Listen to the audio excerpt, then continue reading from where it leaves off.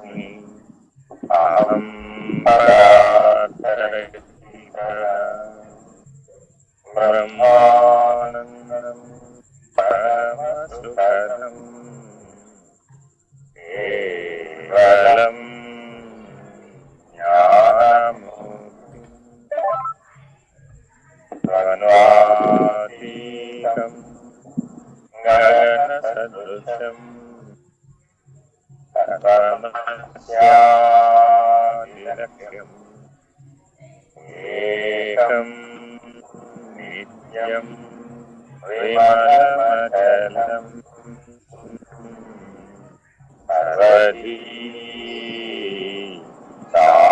సాక్షిభూతం ఆవాతీతం విగుణరహితం సద్గురుం తం నమామి.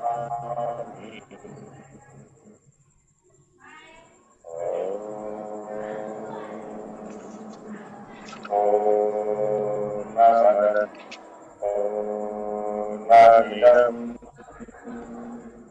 పూర్ణాత్ పూర్ణముదచ్యతే పూర్ణస్య పూర్ణమాదాయ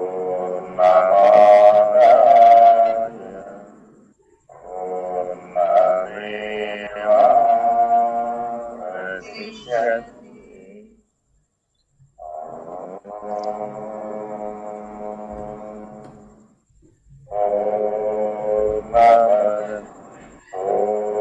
పూర్ణమిదం పూర్ణాత్ పూర్ణముదచ్యతే పూర్ణస్య పూర్ణమాదాయ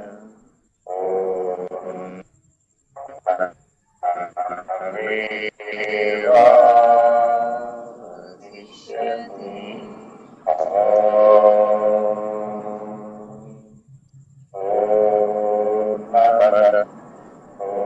పూర్ణమిదం పూర్ణాత్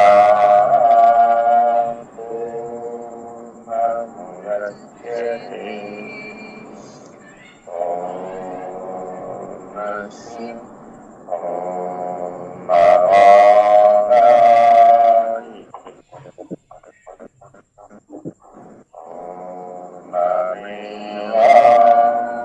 పూర్ణమేవావశిష్యతే.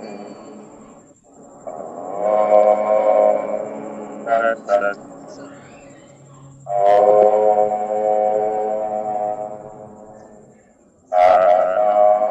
సహనావతు సహనౌ భునక్తు సహవీర్యం కరవావహై తేజస్సు నావధీతమస్తు మా విద్విషావహై.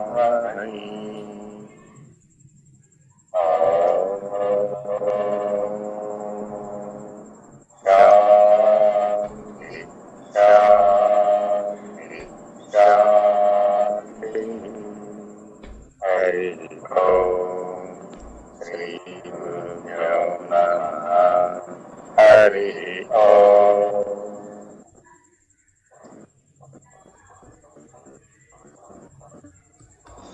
ఆ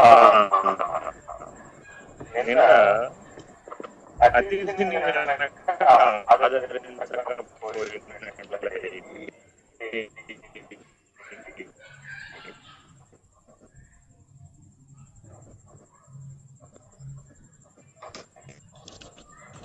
ఏ రకమైనటువంటి నష్టం గృహస్థుకు వస్తుందో ఆ రకమైన చెప్తున్నాను. ఏమిటంటే ఆశ, ప్రతీక్ష, సాంగత్యము, సూనృతము, ఇష్టాపూర్త కర్మలు, ఇవన్నీ పొందాలి అంటే ఒక అతిథి సేవ ద్వారానే పొందడానికి వీలవుతుంది.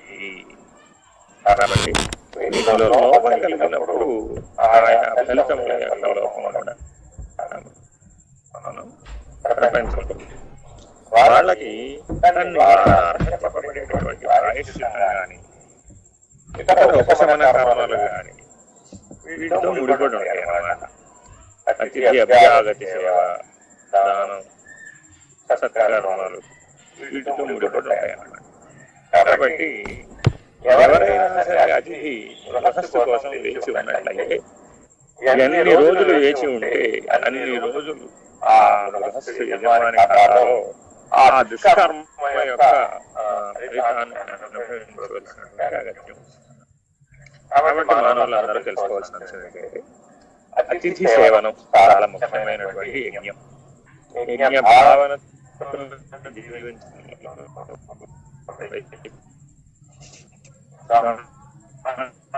యజ్ఞం చేయడంలో, వైశ్వదేవ యజ్ఞం చేయడంలో చాలా ముఖ్యమైనటువంటి నచికేతుడు శాసించమని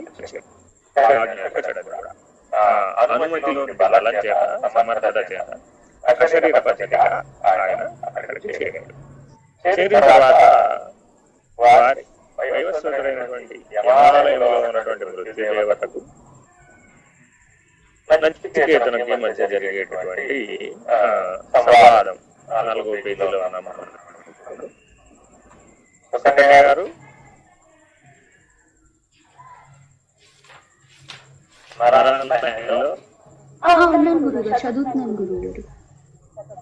ఓ జ్ఞాని నీవు మాకు అతిథివి అనే దగ్గర చదవండి. దాని దగ్గర PDF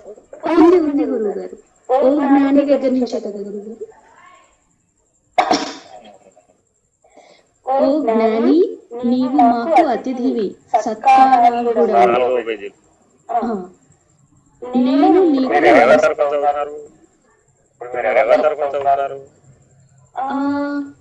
యమధర్మరాజు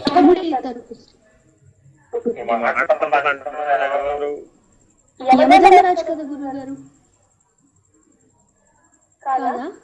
యమధర్మరాజు గారు నచికేతుడు అంటున్నాడు. ఇంటికి నచికేతుడు వచ్చాడు. ఇప్పుడు యమధర్మరాజు పాత్రతో చదువుతున్నారు.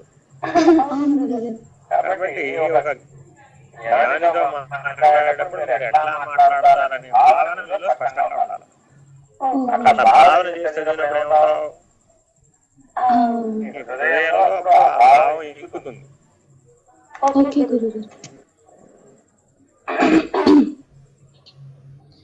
ఓ జ్ఞాని నీవు మాకు అతిథివి సత్కారాలుడవు. నేను నీకు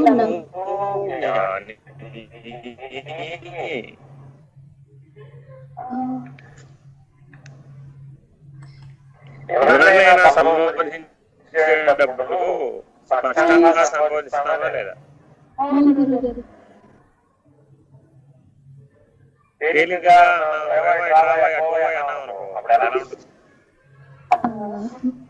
మర్యాదగా ఉండదు. స్పష్టంగా చదవండి. అందరికీ మీరు కాలిఫోర్నియా అలా చదివితే ప్రపంచం అంతా ఉండాలి. వాయిస్ బ్రేక్ అవుతున్నట్లుంది గురుగారు, అందుకని చదవండి.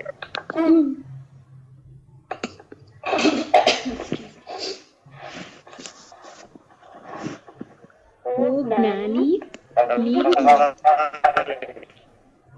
లేదండి.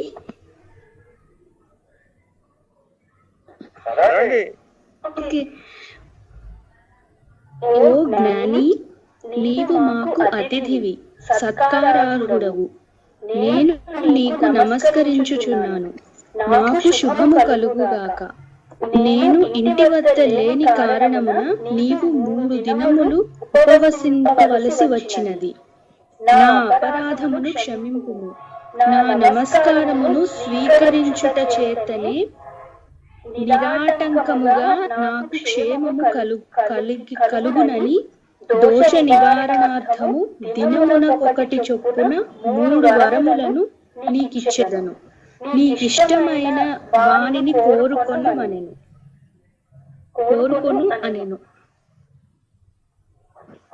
చూడండి, అష్టదిక్పాలకులలో ఒకడైనటువంటి యమధర్మరాజు బాలుడైనటువంటి నచికేతుడిని అపరాధ క్షమాపణ అడుగుతాడు. ఇంగ్లీష్లో ఎప్పుడైనా క్షమించమని ఎవరైనా అడిగాము.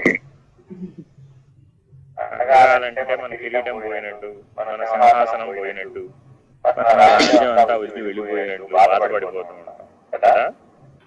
ఎవరినైనా క్షమించమని అడగాలంటే మనకు చాలా బాధ కలుగుతుంది. కానీ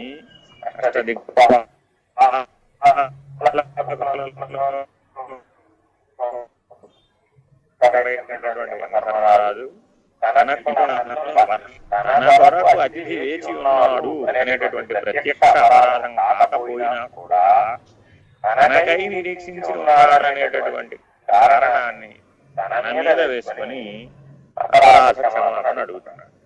ఇది చాలా ముఖ్యమైనటువంటి అంశం. దివ్యత్వంలో ఉన్నటువంటి వాళ్ళు పొరపాట్లు జరగకుండా చూసుకోవాలి, ప్రత్యక్షంలో పొరపాటు జరగకుండా చూసుకోవాలి, పరోక్షంలో పొరపాటు జరగకుండా చూసుకోవాలి. ఎందుకంటే ప్రత్యక్ష పరోక్షాలు అద్వైత స్థితిలో ఉండవు. ఏ రీతిగా సరే అది పరీక్షాప్రారంభము. అంటే అర్థం ఏంటంటే ఎవరైనా కూడా ఒక పని చేస్తూ ఉన్నప్పుడు నేను పాలు పంచుకోలేదు, పక్కనే ఉన్నాగా అనుకుంటాడు. పక్కనే ఉంటే మాత్రం పొందవలసిన ప్రతిఫలం పొందకపోవడం. ఉదాహరణ ఎలా అంటే ఎవరైనా దొంగతనం చేస్తున్నారు, గమనించావు, నిరోధించలేదు అనుకోండి, నాకెందుకు ఏమవుతుందో ఆ పాపలలో వాట నీకేస్తాను. ఎందుకని తెలిసి ఆ అధర్మాన్ని నువ్వు నిరోధించలేవు కాబట్టి, మౌనంగా ఉండి సమర్పించలేవు కాబట్టి ఎంతో కొంత దుఃఖాన్ని నువ్వు అనుభవించక తప్ప. ఇలాంటివన్నీ పరీక్షా ప్రారంభంలో అనుభవిస్తున్నావు.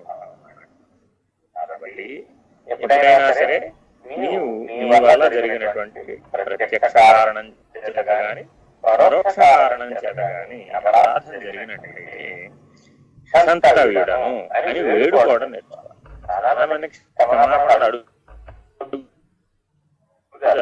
అడుగుతారంటే డిమాండ్ గా అడుగుతారు. ఆ డిమాండ్ గా అడిగినప్పుడు మాత్రమే క్షమాపణ ఉంటుంది. ఆ పశ్చాత్తాప భావన లేదనుకోండి, అదే పొరపాటుని మరలా మరలా మరలా మరలా పునః చేస్తూ ఉంటాం. ఒకసారి పశ్చాత్తాప పడినట్లయితే మరలా ఆ తప్పుని తిరిగి చేయకుండా ఉంటాం అన్నమాట. కాబట్టి యమధర్మరాజు ఈ రీతిగా మనకి ధర్మాన్ని ఉపదేశిస్తున్నాడు. తన అపరాధమునకు తెలియక జరిగినటువంటి అపరాధమునకు క్షమాపణ వేడుతున్నాడు. ఇంకేం చెప్తున్నాడు? ఎంతవరకు చదివిన వాక్యాలలో అతిథి సేవ ద్వారా తనకి శుభం కలగాలని ఆకాంక్షిస్తున్నాడు. అలాగే బాలుడని ఏమోయి అని స్పందించాల, ఓ జ్ఞాని అని సంబోధించింది. ఎందుకంటే ఆయన జ్ఞానాగ్ని ప్రభావం చేత అగ్ని శిఖవలే ప్రకాశిస్తున్నవాడై ఆ యమాలయమునకు చేరగలిగినటువంటి వాడు. నరలోకము నుంచి యమాలయమునకు శరీర పద్ధతిగా చేరగలిగిన సమర్థుడు కాబట్టి ఆయనని జ్ఞానిగా గుర్తించాడు. గుర్తించి ఓ జ్ఞాని అని సంబోధించాడు. ఇంకా జ్ఞానికి వయోభేదం లేదు, 80 ఏళ్ళ అన్నది ప్రసక్తి కాదు. జ్ఞానవృద్ధుడైనటువంటి వాడు 8 ఏళ్ల బాలకుడైనా కూడా నమస్కారార్హుడు. కాబట్టి అష్టదిక్పాలకులలో ఒకడైన యమధర్మరాజు వారికి నమస్కరించారు. నమస్కారం, నీకు నమస్కారం. సత్కారార్హుడవు ఆయన, నువ్వు అతిథి కాబట్టి షోడశోపచార పూజలను అందుకోవడానికి అర్హుడవు. ఇంకేమిటి? అపరాధమును క్షమింపు మరియు నా నమస్కారమును స్వీకరించడం చేత నిరాటంకముగా నాకు క్షేమమును కలిగించును. దానికి మనకి క్షేమమైన ఆశీర్వచనం లభించేది అతిథి సేవ ద్వారా.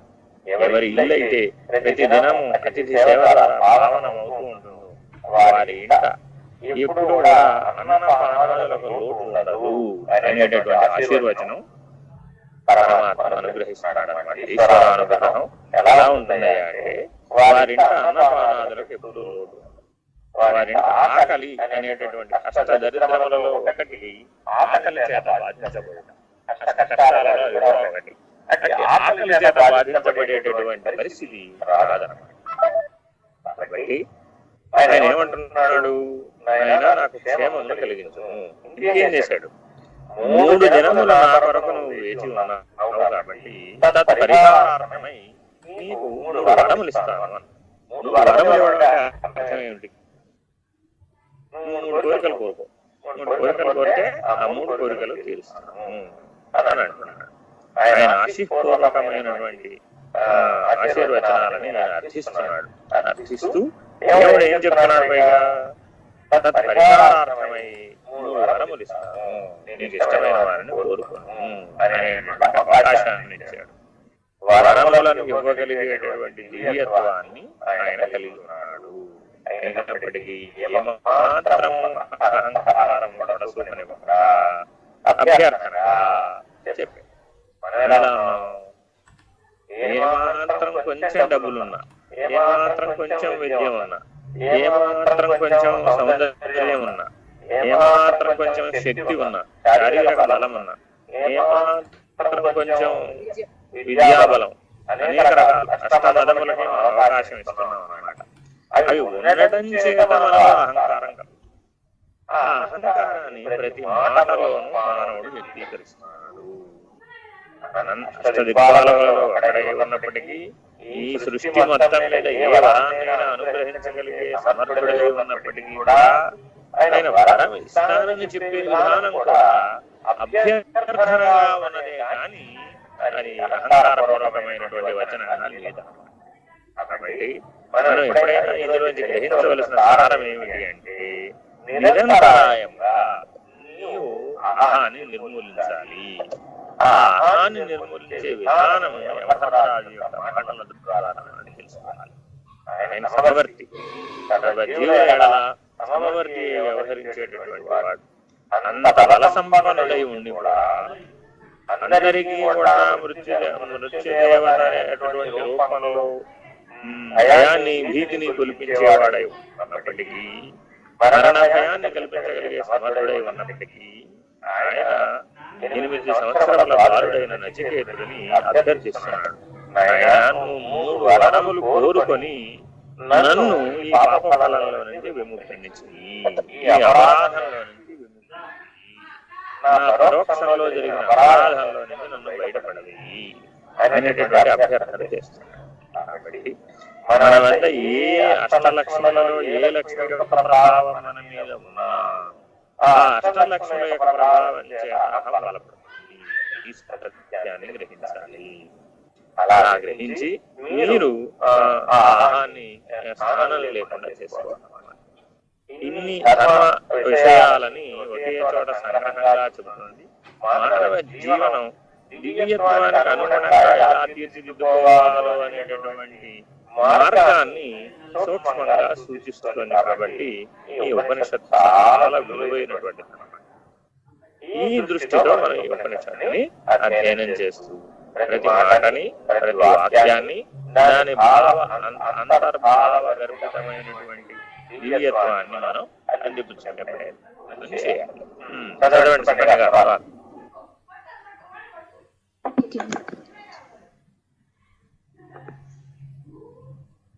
నచికేతుడు యముని సత్కారమునకు సంతృప్తి చెంది ఈ విధముగా వరములు అడుగుచున్నాడు. ఓ వైవస్వత, నా తండ్రి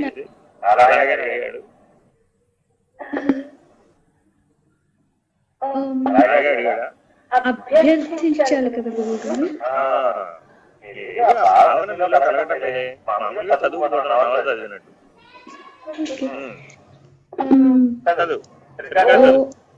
అలాగే గురుగారు.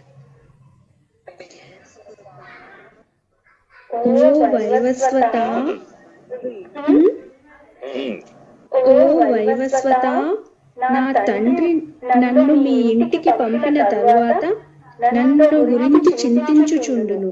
కావున నా తండ్రి ఎటువంటి చింతలు లేక ప్రసన్న చిత్తముతో నుండునటులను అనుగ్రహింపుము. మరియు మీరు నన్ను తిరిగి ఇంటికి పంపినప్పుడు నా తండ్రి నన్ను బాగుగా గుర్తించి ప్రేమతో మాట్లాడునట్లు అనుగ్రహింపుము. నా తండ్రిని సంతోషపెట్టుటయే నాకు ముఖ్యము. నచికేతుడు తన తండ్రి యందు భక్తి శ్రద్ధలు కలవాడై అడిగిన మొదటి వరమునకు యముడు సంతోషించెను. ఓ నచికేత, సంతోషించాడు. అక్కడ వారం అయిపోయిందా? వరం అడిగాడు. ఏం చేశాడు? ఒక వరం అడిగాడు. మనం వరం కోరుకుంటే మనం ఏం అడుగుతాం? ముందు నా సంగతి ఏంటో చూడండి బాబు అంటాం. నేనా కాదా? జీవులు కూడా స్వసుఖం అనేటటువంటి దాని చేత ప్రేరితమై మాట్లాడుతూ ఉంటాయి. ఇక్కడ ఓ జ్ఞాని అని నచికేతుడిని ఎందుకు సంబోధించాడో ఇప్పుడు మొదటి వారాన్ని అడగడంలో మనం తెలుసుకోవాలి. తన నిజానికి తండ్రి చేత బాధించబడి పంపబడ్డాడు, కానీ తండ్రి యొక్క క్షేమాన్ని కాంక్షించాడు మొట్టమొదటి. మనకి ఆయన గురువు గారు, కాకుండా తపస్వి గురువు గారు. ఆయన యొక్క అనుమతి వల్లనే ఆ యమాలయమునకు రాగలిగాడు. ఈ సత్యాన్ని గ్రహించినటువంటి నచికేతుడు మొట్టమొదటి వరాన్ని ఏ దిశగా కోరాడు? తన గురువు గారు సంతోషంగా ఉండాలి, అంతేకాకుండా వ్యగ్రత భావాన్ని లేకుండా నన్ను చూడాలి. వారిద్దరి మధ్య కొద్దిపాటి దూరం ఉందన్నమాట, కమ్యూనికేషన్ గ్యాప్ అంటాం మనం. అలాంటి కమ్యూనికేషన్ గ్యాప్ లేకుండా ఉండాలన్నమాట అని వరం కోరాడు. ఆ వరం కోరే విధానం కూడా అడిగాడు చూడండి. ఆయన అభ్యర్థించాడు వరములు కోరుకోమని. ఈయన కోరికలు కూడా ఎంతో వినయశీలి అభ్యర్థించాడు. ఇది చాలా ముఖ్యం. మనం పిల్లలు నీకేం కోరుకోరా అని అడిగేటప్పుడు కూడా మనలో అహం వ్యక్తం, ఇచ్చేవాడు ఇచ్చే అనేటటువంటి అహం పని చేస్తుంది. అడిగేవాడు కూడా అధికారంతో అడుగుతున్నాను అనుకుంటున్నాడు, హక్కుగా అడుగుతున్నాను అనుకుంటున్నాడు. కానీ వారిలోనూ వినయశీలత, వారిలోనూ వినయశీలత ఎప్పుడైతే ఉంటుందో ఇద్దరిలోనూ దివ్యత్వం రాణిస్తుంది. కాబట్టి ప్రతిరోజు మీరందరూ ఏం చేస్తుంటారు? మీరందరూ ఇంట్లో వసస్తుగా మీరు సాధారణంగా రోజు చేసే పని ఏమిటి అంటే అన్నం వండుతారు. మీ భార్య పిల్లలు, మీ భర్త అందరూ కలిసి భుజించే ప్రయత్నం చేస్తారు. సాధారణంగా గృహిణి స్థానంలో ఉన్నటువంటి భార్య గారు అందరికీ సేవలను అందిస్తూ వారికి వడ్డిస్తారు. వడ్డించేటప్పుడు ఎలా వడ్డించాలి, ఇచ్చేటప్పుడు ఎలా ఉండాలి, ఒక సేవను అందించేటప్పుడు ఎట్లా అందించాలి అనేది చాలా ముఖ్యం. ఇది బాగా గుర్తుపెట్టుకోవాలి. ఇచ్చే చేయి నాదేని అహం ఉండకూడదు. చేసేవాడును నేను చేస్తున్నానని అహం చేయకూడదు. అలా కనుక చేసేవనుకో అప్పుడు ఈశ్వరానుగ్రహానికి దూరం అవుతావు. పొందేవారు కూడా, సేవలను పొందేవారు కూడా ఈశ్వర ప్రసాదంగా ఆ సేవలను పొందాలి. కానీ భౌతికమైన, ఐహికమైన సుఖభోగ ఇంద్రియ లాలసతో ఇంద్రియ విషయార్థములుగా వాటిని స్వీకరించాలి. ఈ రకంగా ఒకరి ఎడల మరొకరు మానవ సంబంధాలలో దివ్యత్వాన్ని అనుభవించేటటువంటి ప్రతిక్షేపణ చేసుకోవాలి. ఆ దివ్యత్వాన్ని ఎప్పుడైతే నువ్వు అనుభూతం నడుచుకునేటటువంటి పద్ధతిగా ఈ మానవ సంబంధాలను గడుపుతావో అప్పుడు ప్రతి చోట మానవులు దైవీ స్వరూపిగా మారిపోతారు. నువ్వు దైవీ భావంలోకి మారిపోతావు. నేనన్న స్థానంలో ఈశ్వరుడు వచ్చి కూర్చుంటాడు. ప్రతి చోట నేనన్న స్థానంలో నేనన్ను తొలగించి ఆ ఈశ్వరుణ్ణి ప్రత్యక్షంగా అందులో ప్రతిపాదించాలన్నమాట. అంతేకాకుండా ప్రతిక్షేపించాలి. నేనన్న ప్రతి చోట ఈశ్వరుణ్ణి పెట్టడం అభ్యాసం చేయాలి. అందువలనే ఇతరు కూడా వినయశీలుడై ఉన్నారు. యమధర్మరాజు కూడా వినయశీలి అయి అభ్యర్థిస్తున్నాడు. తీసుకునేటటువంటి వరం అడుగుతున్నటువంటి నచికేతుడు కూడా తన కొరకు కాకుండా తన గురువు అయినటువంటి తన తండ్రి అయినటువంటి వజస్రవసుని యొక్క క్షేమం కోరి మొదటి వరాన్ని కోరాడు. చదువమ్మా. అలాగే గురువు.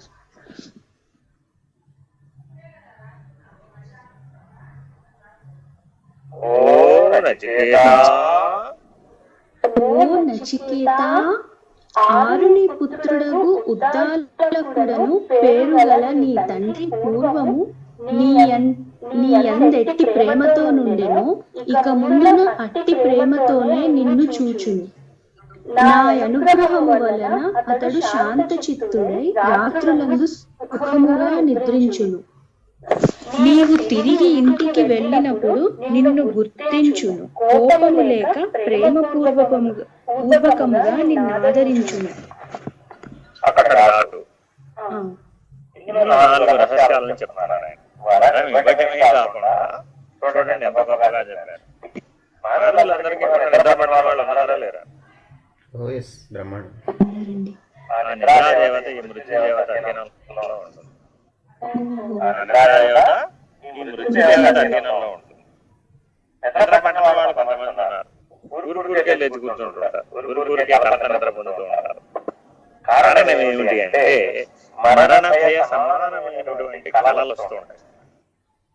మరణ భయ సమానమైనటువంటి కళలు ఎప్పుడైతే ప్రస్ఫుటమైనటువంటి బలవత్తరమైనటువంటి ప్రభావాన్ని ఈ మనోబుద్ధుల మీద చూపిస్తాయో అప్పుడు నీ నిద్ర భంగమైపోతుంది. కారణం ఏమిటంటే మేల్కొంటే తప్ప ఆ కళల యొక్క ప్రభావం పోదుగా, పూర్తిగా ఎరుకను పొందితే తప్ప ఆ కళల యొక్క ప్రభావం పోదుగా. ఒక్కొక్కప్పుడు పోదు కూడా, మేల్కొన్నా కూడా ఆ కళల యొక్క ప్రభావం పోదు. కారణం ఏమిటంటే మరణము సుషుప్తి మూర్ఛలు సమములు. ఈ ఒక్క సూత్రాన్ని మానవులందరూ బాగా గుర్తుపెట్టుకోవాలి. ఏమిటది? మరణము సుషుప్తి మూర్ఛలు సమములు. ఈ 4 అవస్థలు సమములు, ఒకదానికి ఒకటి సంబంధపడి ఉంటాయి అన్నమాట. అంటే మన నిద్రావస్థలో మన ఎరుకను మనం పూర్తిగా కోల్పోతాం. మరణంలో కూడా నేనని ఎరుకని కోల్పోతాం. ఎవరైతే ఈ 4 అవస్థలలో నేనని ఎరుకని నిలబెట్టుకున్నారో వాళ్ళు ఆత్మనిష్ఠుడు అనేటటువంటి నిర్ణయాన్ని సూచనప్రాయంగా చెప్తున్నారు. ఓ నచికేతా, ఈయన గురించే చెప్తూ ఈయన గురించి ఎక్కడ మొదలుపెట్టాడు? ఈయన తాతగారి దగ్గర మొదలుపెట్టి అరుణి పుత్రుడైనటువంటి ఉద్దాలకుడు వేరే యొక్క తండ్రి గారు మాట. ఆ ఉద్దాలకుడు వేరే వజస్రవసు. ఆ ఉద్దాలకుడు నీతో ఎలా పూర్వమైనా ఉన్నాడో అలా ప్రేమగా వ్యవహరిస్తాడని, అంతేకాక మృత్యుదేవత అనుగ్రహ ప్రభావం చేత శాంత చిత్తుడై రాత్రుల యందు సుఖముగా నిద్రించు. ఇందులో 2 రహస్యాలు ఉన్నాయి.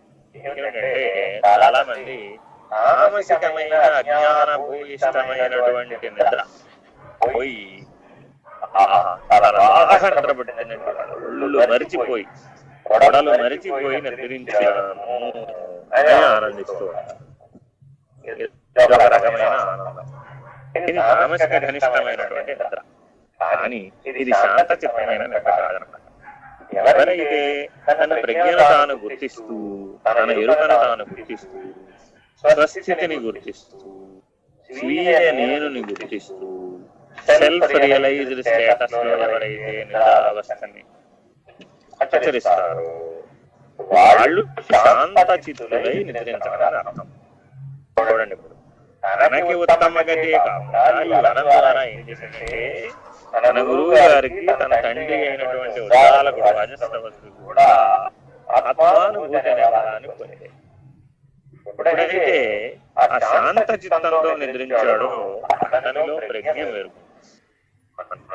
కూడా గురువు గారి నిద్రని ఇలా శాంత చిత్తంతో ఆచరించడం నేర్చుకోవాలి. దీనిలో ప్రజ్ఞ మేలుకొన్నవాడవై ప్రకాశ స్థితిలో ఉండి నిద్రలో మనం విశ్రాంతి తీసుకోవడం అభ్యాసం చేయాలి. ఆ రకమైన మెలకువని కలిగి ఉన్నటువంటి నిద్రగా మనం నిద్రను స్వీకరించాలి. ఆ రకంగా నీవు తురీయంలో ప్రవేశిస్తావు. అటువంటి నిర్వాణ అనుభవం ద్వారా నువ్వు తురీయంలో ప్రవేశిస్తావు. కాబట్టి శాంత చిత్తుడై నిద్రించడం అన్నటువంటి దాంట్లో సూచనప్రాయంగా నిర్వాణావస్థను సూచిస్తున్నాడు. ఎప్పుడైతే ఒకసారి నీకు నిర్వాణ సుఖం లభించిందో నువ్వు వాటిని మెలకువలోనూ స్వప్నంలోనూ పోగొట్టుకోవడానికి ఇష్టపడవి. ఎలాగో చెప్పనా? ఎవరైనా మీరు అనగా ఇవ్వడానికి సిద్ధపడతారా? ఎవరైనా సిద్ధపడతారా? ఎవరు సిద్ధపడరు. ఎందుకని? తల లేకపోతే జీవితం లేదు కాబట్టి. అంత ముఖ్యమైనటువంటిది. అలాగే నీ జీవితానుభవాల మొత్తం మీద అత్యంత విలువైనటువంటి అనుభూతి ఏదైనా ఉంటే అది నిర్వాణం. ఒక్కసారి నిర్వాణ సుఖాన్ని అనుభూతి పొందినటువంటి వాడు మరల ఎట్టి కష్ట పరంపర వచ్చినప్పటికీ కూడా, ఎట్టి సుఖ దుఃఖ పరంపర ఏర్పడినప్పటికీ కూడా, ఎట్టి జన్మానుభూతులు ఏర్పడుతున్నప్పటికీ కూడా ఈ నిర్వాణ సుఖాన్ని పోగొట్టుకోడు. జాగ్రత్త స్వప్న సుషుప్తులలో ప్రయత్న పూర్వకంగా నిర్వాణ సుఖాన్ని నిలబెట్టుకోవాలి. చాలా ముఖ్యం. అన్ని సాధనల ముఖ్య సాధన ఇదే. ఈ శాంత చిత్తం. ఈ శాంత చిత్తం ఎప్పుడైతే వచ్చేస్తుందో నీలో నిర్వాణ సుఖం ఏర్పడదు. నిర్వాణ సుఖమే ఆత్మ సాక్షాత్కార జ్ఞానానికి పునాది, ఆధారభూతమైనటువంటి పునాది స్థితి అన్నమాట. అట్లాంటి స్థితిని ఇక్కడ ప్రతిపాదిస్తున్నాడు. ఇంకేం చెప్తున్నాడు? నీవు తిరిగి ఇంటికి వెళ్ళినప్పుడు నిన్ను గుర్తించు. ఇది చాలా ముఖ్యమైన విషయం. ఈయన తిరిగి ఇంటికి వెళ్ళేటప్పుడు ఎలా వెళతాడో ముందే సూచన చేస్తున్నాడు.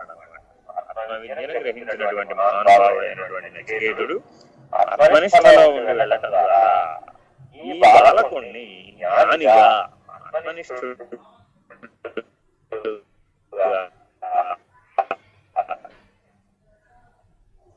తండ్రి గుర్తిస్తాడు అనే సూచనని ముందే ధరించమన్నాడు. ఇక్కడ ప్రేమ అన్న శబ్దాన్ని 2 సార్లు వేశారు. నీ యందు ఎట్టి ప్రేమతో నుండెను అని ఒకసారి, కోపము లేక ప్రేమపూర్వకంగా నేను ఆదరించును అని 2వసారి. ఈ ప్రేమ అన్న శబ్దం విరివిగా వాడబడేటటువంటి తత్వజ్ఞానంలోని దానికి వ్యవహారికంలో కూడా ఈ ప్రేమ శబ్దం వాడబడుతుంది. ప్రేమ శబ్దం మొట్టమొదటి శబ్దమే ఈ ప్రేమ శబ్దం. అంటే అహంకారములని అభిమానంతో వ్యవహరించి అనురాగమనేటటువంటి ప్రతిబింబము కూడా ఈ ప్రేమ వల్లనే కలుగుతుంది. సర్వజీవుల ఎడల ఏర్పడుతున్నటువంటి అనురాగమనేటటువంటి ప్రతిబంధకం ఏదైతే ఉందో ఆ ప్రతిబంధకం ఈ ప్రేమ యొక్క ప్రతిబింబం. ఉదాహరణలాగే కామమునకు అధిపతి మన్మధుడు. ఈ మన్మధుని చేతిలో 5 బాణములు, 5 పంచ పుష్పబాణుడు అంటారు. పంచ చామరములు. ఆ పంచ పుష్పబాణుడు ఏం చేస్తాడంటే ఆ పుష్పబాణాలను ప్రయోగిస్తాడు. అవి కామ ప్రేరణ కలుగుతుంది, కోరిక కలుగుతుంది అన్నమాట. ఆ కోరిక ప్రభావం చేత గుణధర్మాలు కలుగుతాయి. గుణధర్మాల చేత విషయవాసనలు ప్రలోభిస్తుంది. ఆ ప్రలోభం చేత సుఖ దుఃఖ ప్రలోభం కలుగుతుంది. ఆ సుఖ దుఃఖ స్మృతుల ప్రభావం చేత వాసనాబలం ప్రేరితమై తద్రీతిగా మానవుడు జీవిస్తూ ఉంటాడు. ఇది జీవభావంలో ఉన్నటువంటి ప్రతిబంధకం. ఈ ప్రతిబంధకాన్ని పోగొట్టాలి అంటే అనురాగం అనేటటువంటి స్థితి నుంచి ప్రేమ అనేటటువంటి స్థితికి మారాలి. ఈశ్వరానుగ్రహం లేకుండా ఏ మానవుడు ఈ ప్రేమ అన్న స్థితిని తెలుసుకోలేదు. ఎవరికైతే ఈ నిర్వాణానుభవం లేదు వారికి ప్రేమ మృగతృష్ణ వంటి. ఎండమావిలో నీరు ఎంత సత్యము, జీవభావంలో ప్రేమ అంత సత్యం. ఆత్మభావంలో, నిర్వాణ సుఖంలో, నిర్వాణానందంలో ఏ స్థితి అయితే కదలక మెదలక స్థిరముగా సమముగా ఉంటుందో, ద్వంద్వ ప్రవృత్తులకు లొంగకుండా ఉంటుందో దాని పేరే ప్రేమ అని పేరు. ఈ ప్రేమ చాలా విశాల భావంతో, విస్తృత అర్థంతో ప్రయోగించబడుతుంది తత్వజ్ఞానంలో. ఈ ప్రేమ అనేటటువంటి లక్షణమే లేకుండా నవగ్రహాలు సూర్యుడు తిరగలేదు. ఈ సౌర కుటుంబం విశ్వంలో తన స్థానంలో తాను నిలబడలేదు. విశ్వమంతా వ్యాపకమై దాని స్థానంలో వాటి పనులను నిర్వహించేది కూడా ఈ ప్రేమ వల్లనే. కాబట్టి ఈ ప్రేమ విశ్వజనీనమైనది, విశ్వవ్యాపకమైనది. అటువంటి వ్యాపక ధర్మంతో కూడినటువంటి ప్రేమ అనే లక్షణాన్ని జీవభావంలోకి వచ్చేటప్పటికి నేను వస్తువుని ప్రేమించాను అనేటటువంటి అభిమానయుతమైనటువంటి అహంకార మమకారం మానవుడు వినియోగించాడు.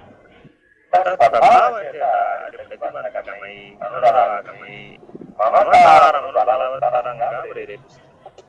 ప్రభావం చేత ఆ వస్తువు కనపడకపోయినా, ఆ మనిషి కనపడకపోయినా, లేదా స్మృతి ప్రభావం చేతైనా సరే నీవు దుఃఖానికి పొందావు.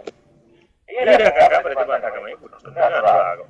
కాబట్టి మానవులందరూ తప్పక ప్రయత్నించి ఈ అనురాగ బంధ విముక్తులవ్వాలి. అయి తప్పనిసరిగా ప్రేమ భావంతో మానవులందరూ సమత్వ భావంతో వ్యవహరించాలి. వైరము లేకుండా ఉండాలి, ద్వేషం లేకుండా ఉండాలి. రాగద్వేషాలనే ద్వంద్వ ప్రకృతి నుంచి విముక్తులవ్వాలి. ఈ ప్రేమ రాగద్వేషములకు అతీతమైనటువంటి రాగమును సూచించదు, ద్వేషమును సూచించదు.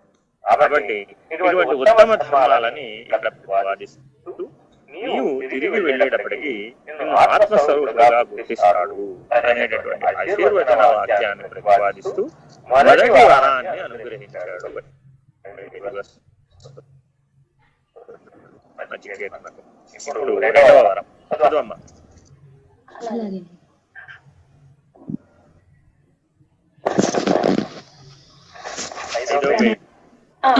నచికేతుడు రెండవ వరము నిట్లు అడుగుచున్నాడు.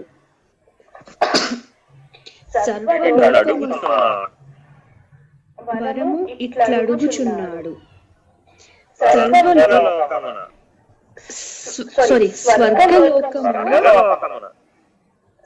స్వర్గలోకమున భయముండదు.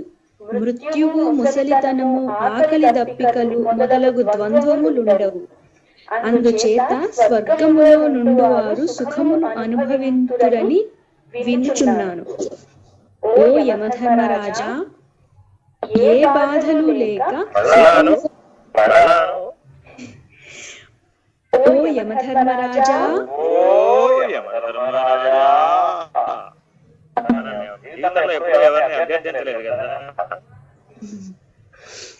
దయచేసి నాకు ఈ పని చేసి పెట్టండి అని కైండ్లీ అన్న పదం మనం వాడలేదు కదా. ప్లీజ్ ఎంతసేపు. ఓ యమధర్మరాజా,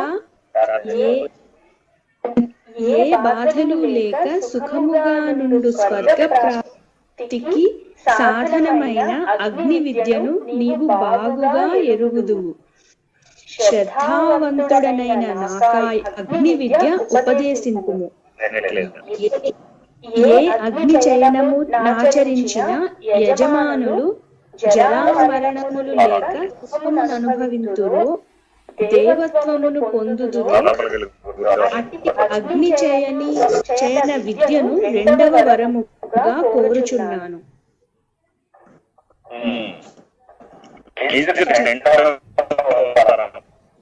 ఏమిటంటే నచికేతాగ్ని అని పేరు దీనికి. ఇక్కడ నుంచి అనేక రకములైనటువంటి అగ్నులు ఉన్నాయి. ఆహవనీయాగ్ని, వైశ్వాగ్ని, 5 పేర్లు ఉన్నాయన్నమాట. అందులో ఒక అగ్ని స్వరూపం ఈ నచికేతాగ్ని. చయనులు, సంచయనము, అంత్యేష్ట తర్వాత అసికా సంచయనము అని ఒకటి చదువుతారు. అట్లాగే యజ్ఞాన్ని నిర్వహించినటువంటి సోమయాదులు ఉంటారు కదా, వాళ్ళు చయనము అనేటటువంటి యజ్ఞాన్ని నిర్వహిస్తారు అన్నమాట. వాళ్ళని చయనులు అంటుంటారు. సోమయాగము అనేటటువంటి యజ్ఞాన్ని చేసినటువంటి వాళ్ళను సోమయాజి అని పిలుస్తుంటారు. అట్లాగే ఆ అగ్ని చయన విద్యని ఉపదేశించమని అడుగుతున్నాడు అన్నమాట. ఎందుకని అంటే ఆ అవ్యవహారమైనటువంటి అగ్ని ద్వారా స్వర్గలోక ప్రాప్తి, శరీరంగా ఉండగానే స్వర్గలోక అనుభూతిని పొందవచ్చు. స్వర్గలోకంలో వాళ్ళు అనిమిషులు, హింసులు కాదు, అనిమిషులు. ఆ అనిమిషుల వల్ల వాళ్ళకి ఆకలి దెబ్బలు లేవు, ముసలితనం లేదు, జరామరణములు లేవు. కానీ ఉపాధిని వదిలిపెట్టవలసినటువంటి అగత్యం వస్తుంది. మధ్యలోకి విషంది. వాళ్ళ ఈ అగ్ని విద్య ద్వారా వాళ్ళు ఆ స్వర్గలోకాన్ని అధివసిస్తారన్నమాట. అలాంటి అగ్ని విద్యని బోధించమని అడుగుతున్నాడు. బ్రాహ్మణ బాలకుడు కాబట్టి ఆయన యజ్ఞాలు యాగములు చేయించడంలో ఏదైతే ఉత్తమమైనటువంటి విద్య ఉన్నదో ఏ అగ్ని చేయనము ఆచరించిన యజమానులు మరణములు లేక సుఖమును అనుభవింతురు దివ్యత్వమును పొందుదురు అట్టి అగ్ని చేయని విద్యను రెండవ వరముగా అడిగాడు. కాబట్టి దీనివల్ల అతని ఆకాంక్ష ఏమని తెలుస్తుంది? రెండవ జరామరణములను ముసలితనాన్ని మరణాన్ని జయించాలి, అవతలకు వెళ్ళాలి, అధిగమించాలి అనేటటువంటి లక్ష్యంతో ఈ వారాన్ని అడిగాడు. నచికేతుడు ఏ రకమైనటువంటి ఉత్తమమైనటువంటి లక్ష్యాలను కలిగి ఉన్నాడో ఈ రెండవ వరం మనకి బోధిస్తుంది. ఐహికమా పరమా అనేది మనం తెలుసుకుంటాం. అయితే ఈ రకమైనటువంటి కోరికలు సాధారణమైన వాళ్ళకి ఇహలోక సంగతులను దేనిని కూడా ఆయన అడగడం లేదు. కాబట్టి ఇక్కడతో మనం ఇవాళ పాఠాన్ని ఆపుదాము. ఎందుకంటే నా బ్యాటరీ దశలో వచ్చేసింది. మనం ప్రారంభించేద్దాం. రెండవ వారం గురించి మరింత విస్తారంగా చర్చిద్దాం. హరి ఓం శ్రీ గురుభ్యో నమః. హరి ఓం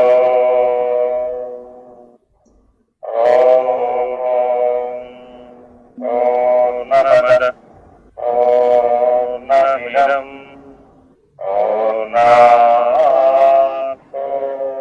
పూర్ణముదచ్యతే పూర్ణస్య పూర్ణమాదాయ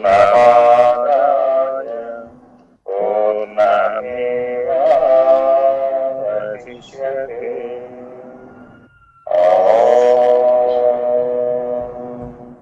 పూర్ణమద పూర్ణమిదం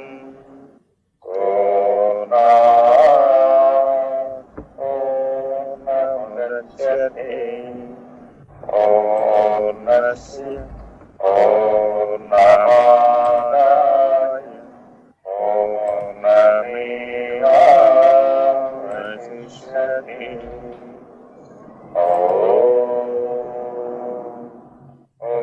పూర్ణమద పూర్ణమిదం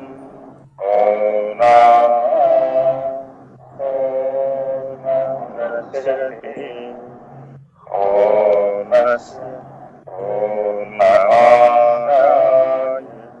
పూర్ణమేవావశిష్యతే. హరి ఓం తత్సత్. ఓం సహనావతు సహనౌ భునక్తు సహ వీర్యం కరవావహై తేజస్వి నావధీతమస్తు